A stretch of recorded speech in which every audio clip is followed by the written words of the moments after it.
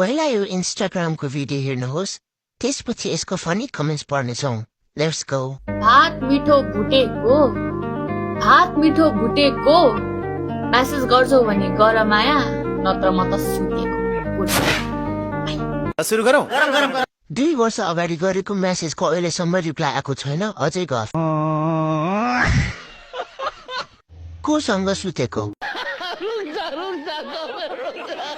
भात मिठो भुटेको म चाहिँ अर्कै केटीसँग सुतेको भात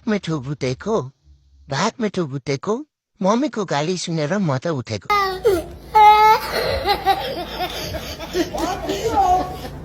भात होइन चिउरा छ भने भुटिहाल कसैले मेसेज गर्दिन त्यो खाएर सुतिहाल म त थाकेर सुतेको मेसेजको रिप्लाई नदिएर बुढीले ढाड भाँच्ने गरी कुटेको